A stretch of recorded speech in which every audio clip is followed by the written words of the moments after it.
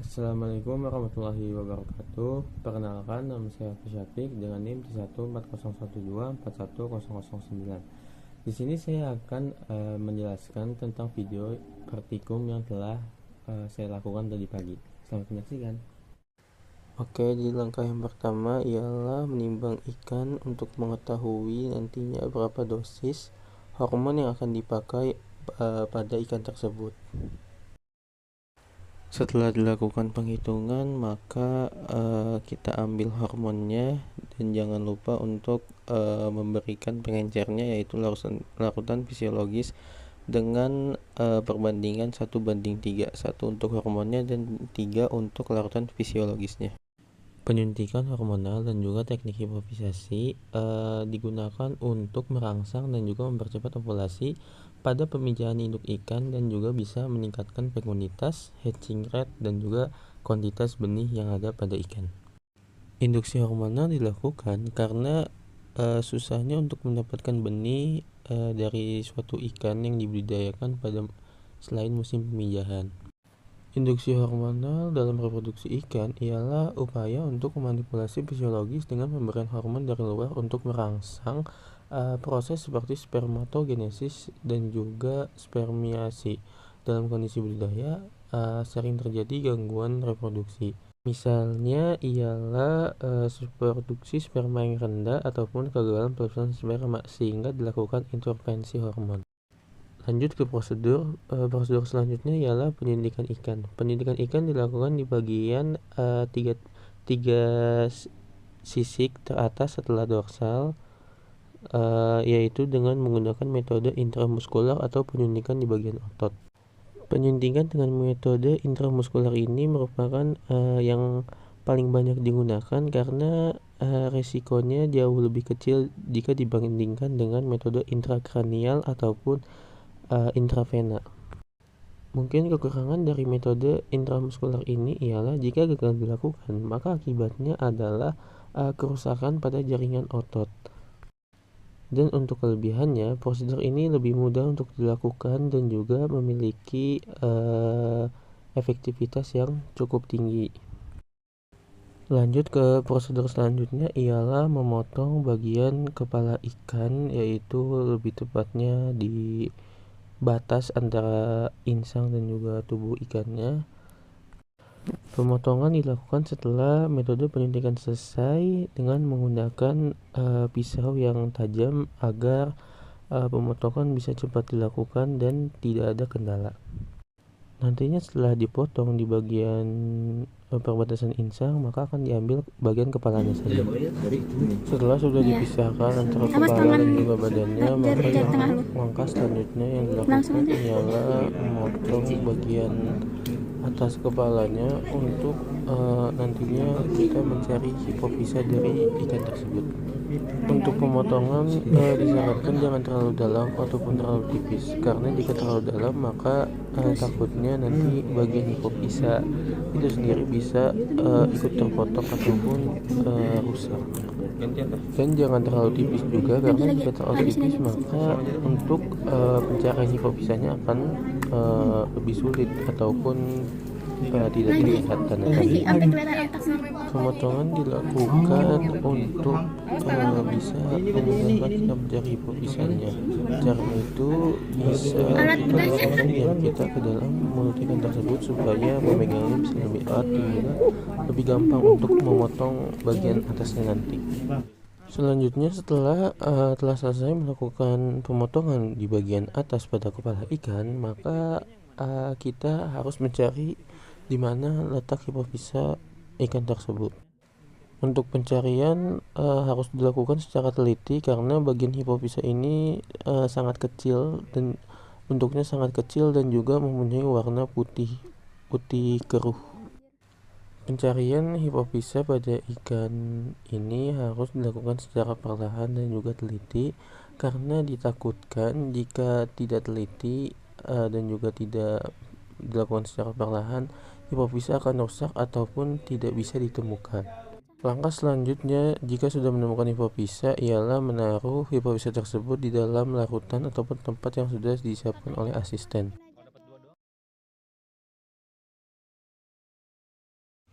Baik, jadi langkah yang pertama ialah kita siapkan ikannya, mana yang akan kita ambil gonatnya. Di sini yang kita pakai adalah ikan nila.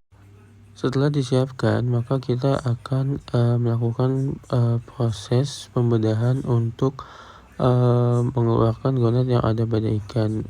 Proses pembedahan pada kali ini berbeda dengan ikan yang sudah dewasa. Pada ikan berukuran kecil ini kita awalnya menggunting di bagian operculumnya. Jika sudah tergunting, maka kita lanjutkan dari bagian bawahnya, lebih tepatnya itu dari bagian anus. Kita gunting sampai atas supaya bisa terbuka bagian tubuhnya. Pada tahap ini harus dilakukan secara berhati-hati atau pelan-pelan, karena takutnya bagian organ dalam tersebut atau gonatnya nanti akan rusak jika tidak pelan-pelan atau tidak teliti. Jadi kita gunting bagian atasnya di bagian dekat operculumnya. Kita gunting bagian-bagiannya supaya tidak menghalangi proses selanjutnya. Pembedahan dilakukan sampai sekiranya organ-organ yang ada di dalamnya nanti bisa dikeluarkan secara mudah, supaya pencarian gonat lebih mudah dilakukan dan juga peluang untuk mendapatkan gonat yang ada pada ikan nila ini bisa lebih besar. Jadi setelah sudah dibedah atau dipotong bagian dekat operculum dan juga dari anus sampai ke atas, kita mengeluarkan semua bagian-bagiannya seperti usus ataupun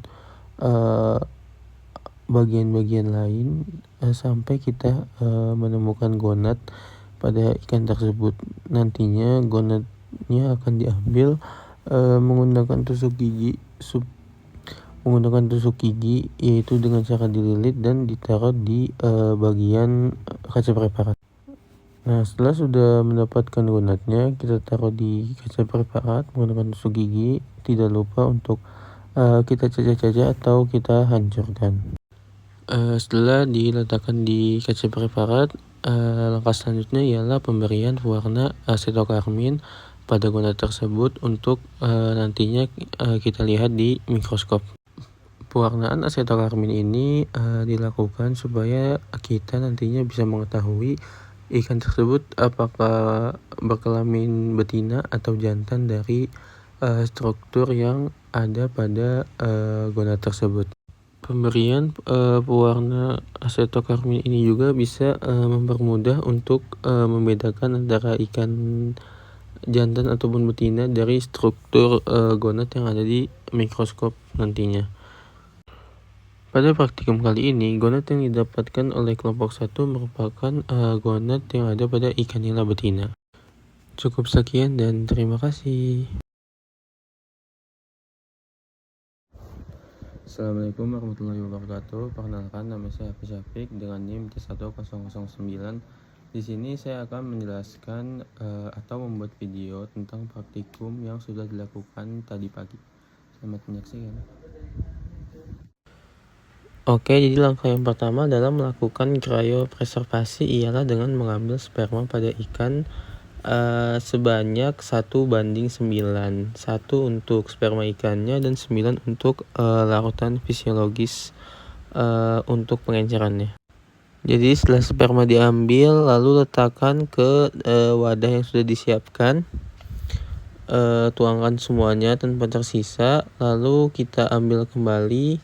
Itu kita memakai kuning telur. Jadi kuning telur yang dipakai pada tahap cryopreservasi ini ialah sebanyak 9%.